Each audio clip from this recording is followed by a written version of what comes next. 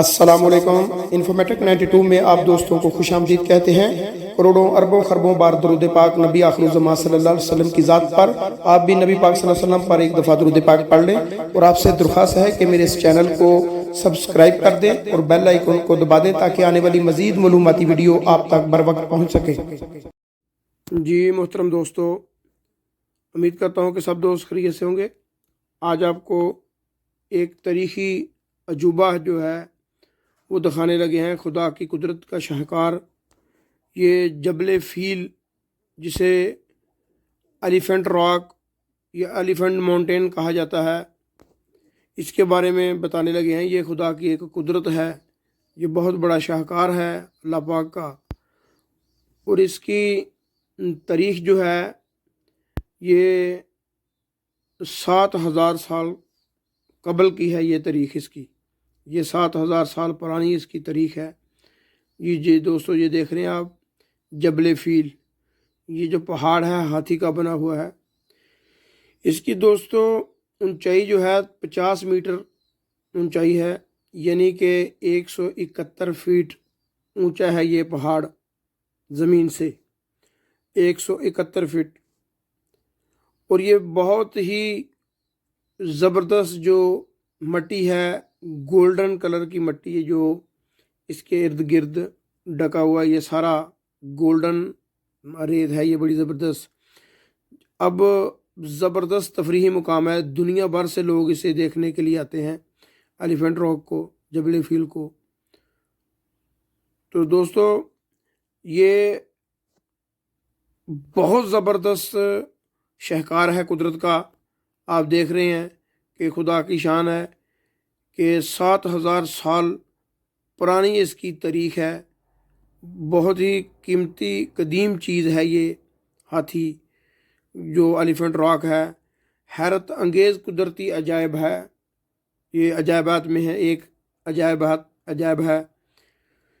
دوستو یہ سعودی عرب کے شہر العلا جو مدینہ سے 350 کلومیٹر دور، اور العلا شہر سے 11 کلومیٹر کی دوری پر یہ جبل فیل ہے، جس کو دنیا کثیر تعداد میں دیکھنے کے لیے آتی ہیں۔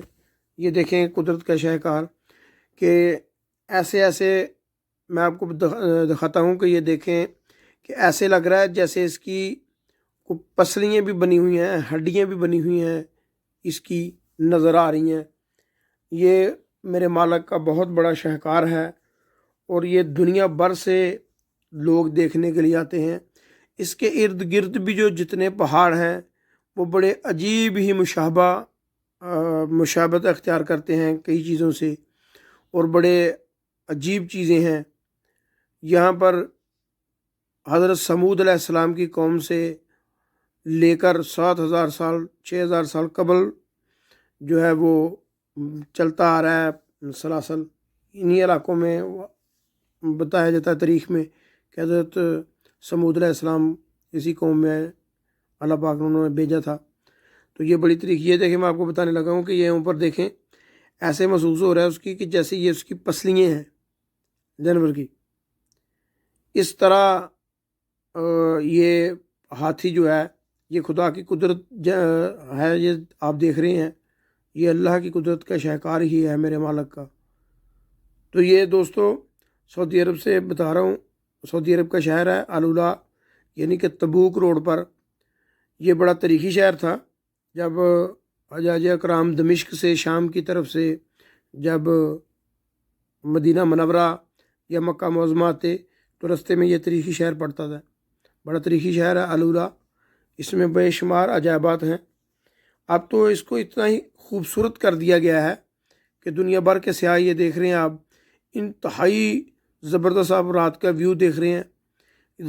زمین کے نیچے، اس زمین کو کھود کر نیچے ٹیبل لگائے گئے ہیں، بہت زبردست گڑھا بنایا گئے ہیں بیٹھنے کے لیے، اور زبردست لکڑی کی جو سڑکیں ہیں یہاں پر پیدل چلنے کے لیے وہ لکڑ کی بنی ہوئی ہیں۔